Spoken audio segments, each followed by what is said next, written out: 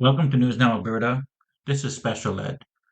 Well, this is another 10 correctional officers that beat a man to death. And no, this is not the same video I've made before.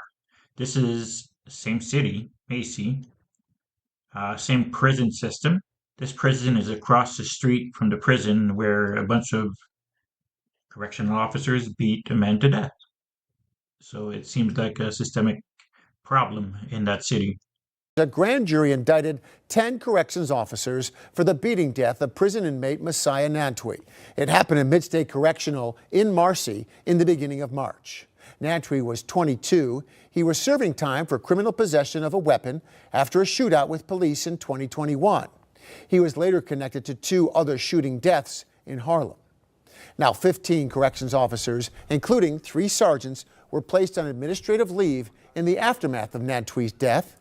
This happened during the statewide corrections officers' strike. That was an illegal action taken by the officers that triggered a staffing crisis. The National Guard had to be called in by the governor to staff prisons because so many officers were on the picket line. So already that most of the officers were on an illegal strike, that this has to happen, right? And the worst part is that the video went viral of the other prison where cops are being charged with murder for killing a man. Except this time here, no one had the body cam on. Everybody turned their body cam off or turned away from the crime or took their body cam and put it somewhere where it wouldn't film the incident. Well, during the arraignment in Oneida County this afternoon, we learned the charges each man will face.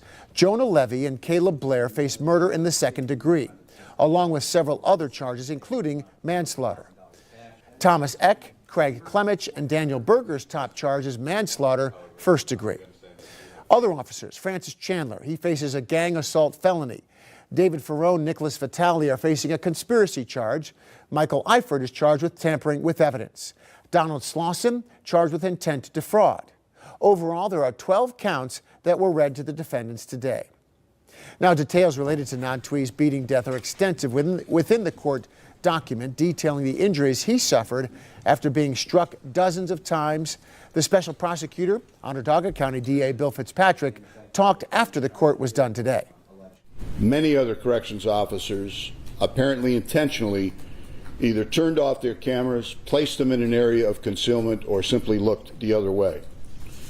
Kunkel ambulance personnel responded to the infirmary following a call at 11:36 a.m. At approximately 11:47 a.m., and at that point detected no signs of life in Mr. Nantwi.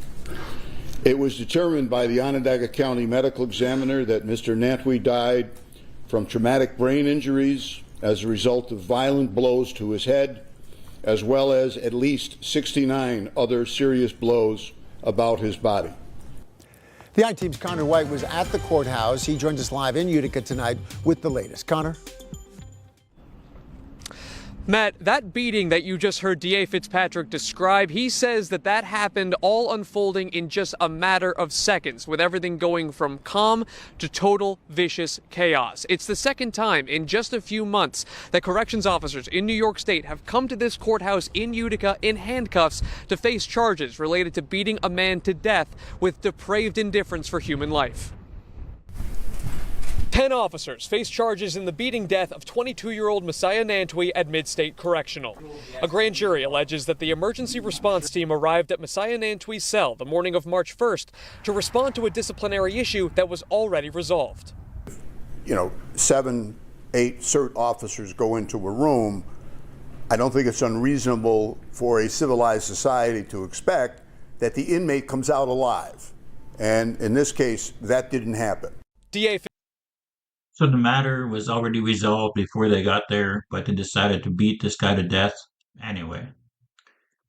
Now, like he said, in a few months, that's the second time that correctional officers are in that courtroom for murder. Fitzpatrick says the officers delivered dozens of blows to Nantwey. He says the attack started in his cell and continued in a stairwell. Officers allegedly kept hitting him in the transport van to the infirmary, where he was left unattended. Medical personnel said he had no signs of life when they reached him, according to Fitzpatrick. The people entrusted to our care deserve better. Daniel Marducello, leader of the state prison system, says he's committed to change, a promise he made after officers allegedly beat Robert Brooks to death just across the street at Marcy Correctional in December. What changes will now be made to ensure we aren't standing here again in a month? Yeah, so when we began down the road of really doing a culture assessment after the Robert Brooks case, we hired external law firms to conduct a full review of the system, which is currently underway. They're looking at our policies, our procedures, our training. The special prosecutor overseeing both cases says he now sees issues with the system. I don't think any rational prosecutor could stand in front of you for the second time in 6 weeks talking about cases that have remarkable similarities and say to you that everything is fine. An activist representing Nantwey's family, unable to make it to Utica from New York City, says this kind of brutality routinely goes unchecked. It's a normal thing that happens in prison, that a lot of incarcerated individuals put in complaints over and over and it goes unheard of. So beatings from correctional officers is something very normal in prison, but nobody pays attention until someone actually dies from it. Some officers, depending on their charges, were released on their own recognizance. Others, if it was afforded to them as an option, posted bail. All are out tonight, expected back in this courtroom, Matt, later on in May to consider plea deals and the evidence against them. Reporting in Utica, I'm Connor White. Serious charges and a grave outcome. Connor, thank you. Now, in addition to murder, the 11-count indictment spells out in great detail how each of the 10 defendants are accused of trying to cover up the crime. Our Hannah Devani is live to explain those steps tonight. The grand jury and prosecutor believe each man were part of it. On March 2nd, at the direction of a sergeant, all the men charged and others met at Raspberries for breakfast. The local diner, according to the grand jury indictment, served as a spot for everyone to, quote, develop and coordinate the false narrative that nothing improper was done. It was one of many steps these men are accused of taking to cover up what really happened. Some of the people that we interviewed who are cooperators admitted to this 2 conspiracies, 1, the planting of the shank, and 2, the falsifying the reports. Conspiracy requires overt acts, actual things defendants did to commit crimes. The indictment describes how a sergeant, quote, ordered a corrections officer to retrieve a weapon that had been confiscated earlier that day in an incident totally unrelated to the assault on Messiah Nantwey, and later notes how another officer volunteered to falsely claim that he or she discovered the weapon. So they were ready to plant a shank on this guy and call it self-defense, beating him to death, self-defense. And one cop was even ready to lie that she found the shank on the guy.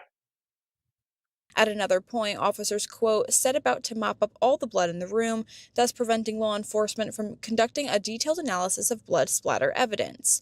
All of these accused crimes occurred to help complete required reports that the COs had to file whenever there is a use of force incident. Being a prosecutor, I want to prove things with facts and statements and eyewitnesses, and they kind of looked at me and said, well, it was kind of understood that we do it that way. I mean, that's not good enough for a jury, and I'll present more proof than that. But that to me is problematic. If convicted, these crimes of conspiracy, tampering with evidence, and falsifying reports carry much lighter sentences than murder, manslaughter, or gang assault. But at trial, this could be crucial for prosecutors to show a jury steps they believe the defendants took to cover up these more serious crimes. Once again, these men pled not guilty to the charges they face. Reporting in New Hartford, I'm Hannah Devani. Now, the ones that are only charged with the lower crimes, like conspiracy and stuff like that, are probably the ones that are speaking to the DA and the police.